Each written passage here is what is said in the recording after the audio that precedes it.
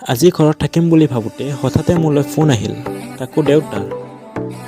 দেউতা মোক ক'লে দোকানত অলপ কাম আছে, তই আহি যা।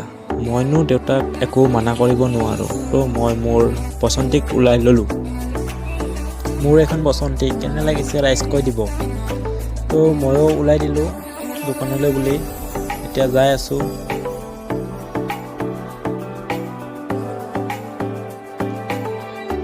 এয়া আমাৰ গাঁৱৰ পৰিৱেশ। তো আপোনালোকে কেনেকুৱা পাইছে ক'ব। আৰু মোৰ লগত এজন মোৰ বন্ধু আহিছে, তো বন্ধুজনকো লৈ আহিছোঁ মোৰ লগত। বন্ধুজনে মোৰ ভিডিঅ'ত ওলাব অলপ টান পাইছে, তো মই তাক ভিডিঅ'ত ভালকৈ দেখুওৱা নাই। তো বলকচোন যাওঁ আমাৰ দোকানলৈ। দোকানটো মই আহি পালোঁ, বা দোকানত দেউতা নাই। চ' দোকানখন খুলি থৈ ক'লৈ বা গ'ল তাকে মই বিচাৰি আছিলোঁ। চ' ভিডিঅ'টো ইয়াতে মই সমাপ্ত কৰিলোঁ। ভাল লাগিলে লাইক কৰিব আৰু ছাবস্ক্ৰাইব কৰি দিব।